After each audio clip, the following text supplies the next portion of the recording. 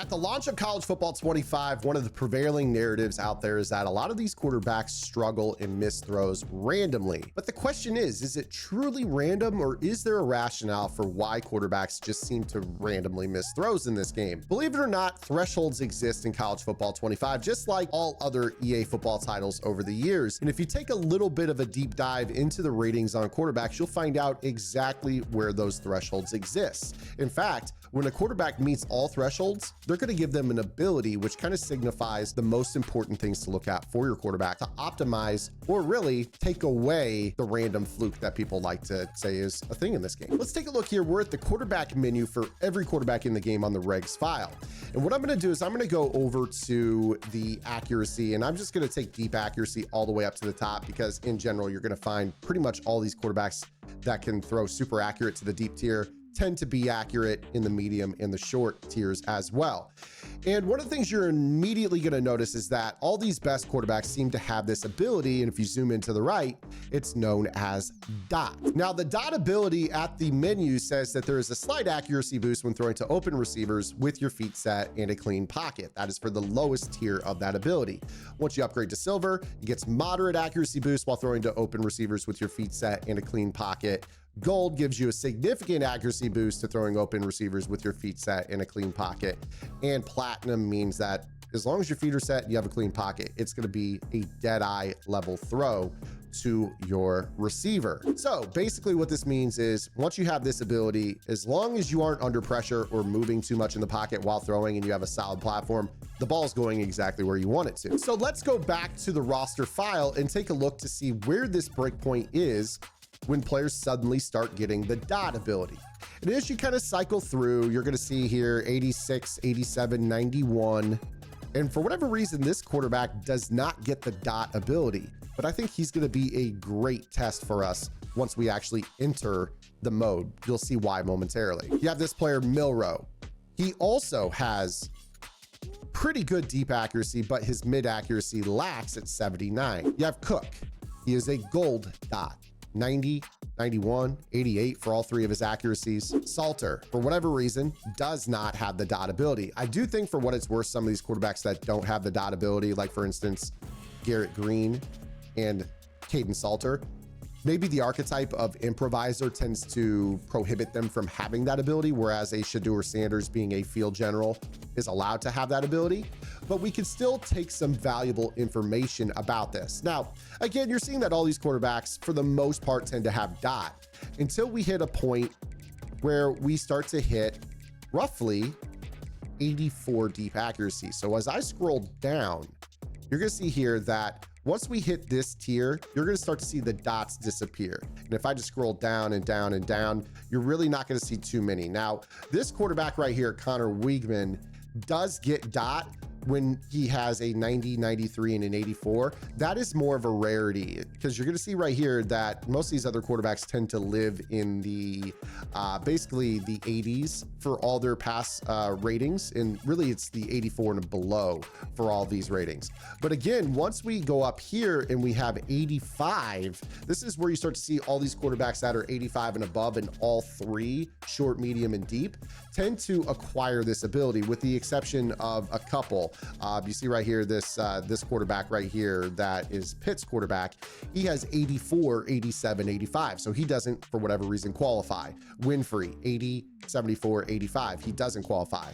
But Tennessee's quarterback with 88, 85, 89, all of a sudden gets the dot ability at some tier. This quarterback, 85, 84, 85, doesn't.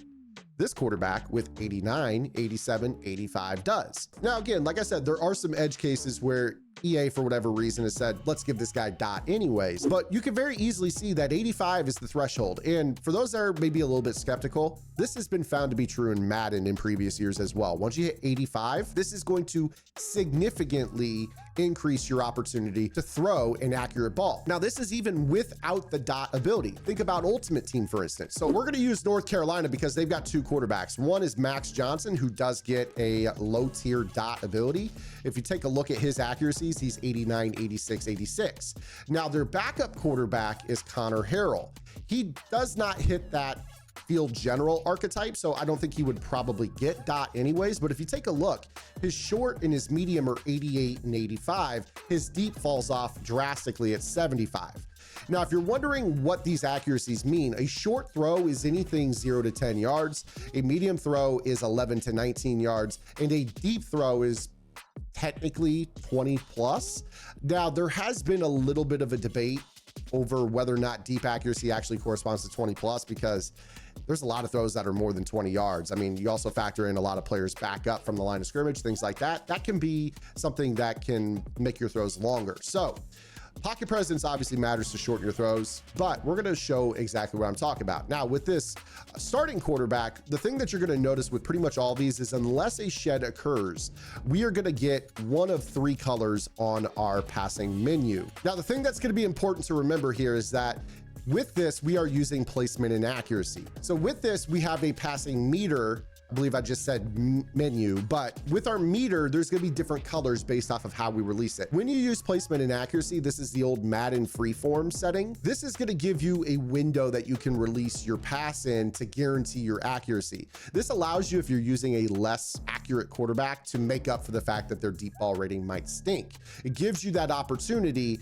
to overcome it with a timing, skill-based release of the button. So I like to use placement and accuracy, but what you're going to notice is that quarterbacks that are above 85, for the distance of the throw that you're making, are going to pretty much always get one of 3 colors. Now, I'm not worried about what the coverage is. Let's just talk about in general how we're just going to throw the ball to, you know, a variety of different receiving routes. And you're going to see that unless I am shedded or moving around the pocket too much, I'm going to get basically either a perfect green or a blue or a light green type of throw. Okay, so again, it comes down to whether or not we're under pressure. So that first throw was under pressure, but if I were to throw this, for instance, you see that it's a perfect green. We didn't catch it due to the safety breaking on the ball, but it's exactly where we want. If I were to run a corner route to the wide side of the field here, this quarterback being above 85 is basically going to throw perfectly thrown balls. You see right there, we get a catch on the sideline. If I wanted to have a post in the middle of the field, I could go ahead and throw that. A lot of times the pressure is dice roll based, so you're not going to take an inaccurate every time someone sheds. But you just see in general, as I run through this here, that we're always going to throw a really accurate ball. I mean, look at that one. That one is a perfect example. You saw that one.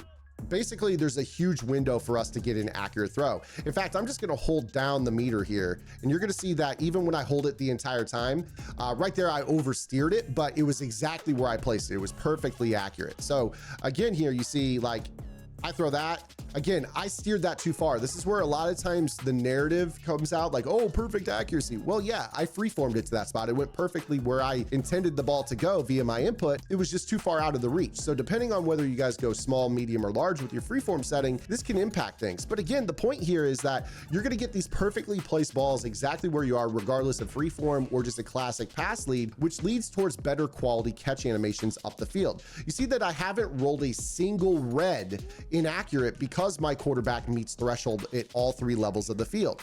I'm trying, in fact, to throw inaccurate balls. And you see here, like, I just can't.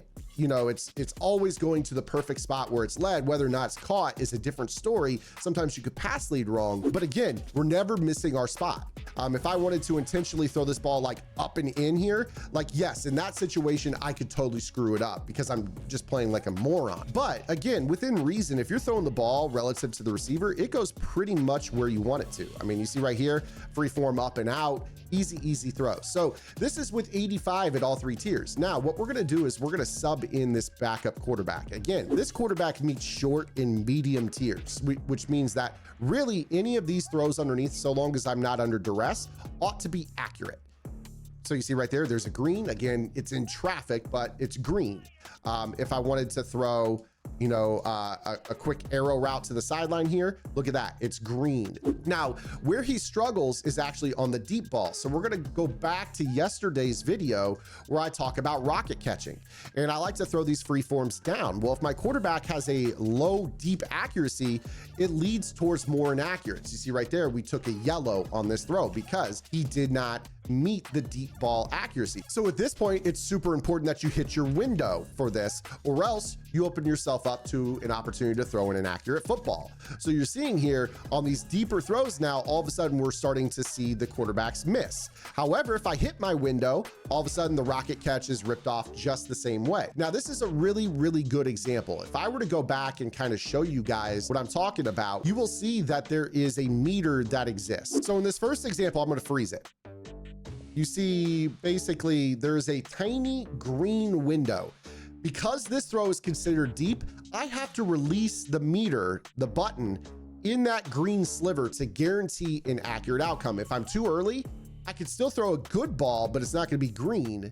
If I'm too late, it's going to be yellow. So in this example, I held it too long and it activated the inaccurate throw. You see where it was aimed, and you see where it ended up dice rolling to. So the white circle's where I aimed, the yellow circle's where the inaccurate penalty went. And then we have our next rep, where I go to throw this, and you see exactly where I release it. You see how I release that arrow, and it gives me, boom, a perfect green on the money, and the ball goes exactly where I placed it. So again, if my quarterback does not have 85 of a short, medium, or deep, when you throw the ball to that level of the field, you must hit your accuracy timing, or else the ball could maybe be a yard, 2 yards, 5 yards off where you aimed. And a lot of times, if it's a tight window, that could be an interception. Sometimes it could lead them out of bounds. Sometimes it could be an overthrow. Not all inaccurates are created the same. Sometimes an inaccurate can bail you out, but a lot of times it's going to punish you. In this case, I threw a perfect ball, which allowed me to get the optimal animation, turn around, click on, and make our rocket catch from yesterday's video. Now I'm going to go back to the starting quarterback, and you're going to see here that for the most part, we're just going to hit greens and blues on these throws. The one thing that you can really do is hold on to the meter way too long, but you're going to see that for the most part, your green window is very viable. You see how I can just rip off these rocket catches pretty easily. Obviously, you know, these aren't going to all be rocket catches. We could go ahead and run like a deep crossing route and use a pull pattern. So you're going to see here, like if I'm kind of like running this concept here, you see right there, look at that, you know, deep ball release. You know, the dot is kind of taking care of us here. Again, keep in mind, this also says too, with your feet set and a clean pocket. But again, once you get to the point of 85, your window to actually throw an accurate football is much, much bigger. You see right here, here's what we call the blues. You've heard in Madden, hit your blues. This is what people are talking about. You can have a quarterback with any rating, but if you hit a blue or a green, you're gonna be in a much better spot to really throw an accurate football. So you see right here, you know, you're gonna always put the ball perfectly on the sideline. You know, your free form can obviously take you out of bounds, but your traditional pass leads are going to be much crisper. So I wanted to kind of give a little bit of insight into why this is important. Now, we're hitting the point in Ultimate Team right now where the quarterbacks are starting to flirt with meeting those thresholds to open up your accuracy windows with placement and accuracy meter. So your margin for error is actually going to be wider, meaning that, you know, if you release it earlier, you might still get an accurate ball. If you release it later, you might still get an accurate ball. But I saw a lot of people, and I actually experienced this myself with the Lamar Jackson item in Ultimate Team, where he was missing a lot of throws. Well, the truth is Lamar is a quarterback that doesn't meet certain thresholds. In fact, his medium and his deep ball are 84 and 83. And that's where you notice that he misses a ton of throws in this game. His short accuracy is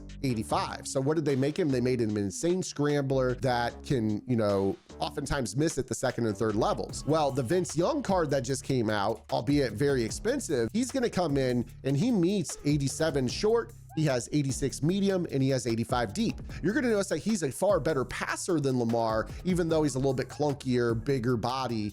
He is a scrambler. He's very, very fast, but he's not quite Lamar in terms of being the runner. But he's a much better pocket passer than Lamar can be for those reasons. Now, again, I know a lot of you in regs are probably using quarterbacks that have dot abilities, and I know in Ultimate Team, this video might not be as viable down the road, but we're to the point now where this stuff matters, and I wanted to share this with you. I hope you guys enjoyed today's video. If you did, give the video a thumbs up. I didn't talk about Gridiron game plans, but if you guys want more, head over to my strategy website. Link is in the description. I'll see you guys tomorrow. Until then, this is Zan. Get the lab, and good luck.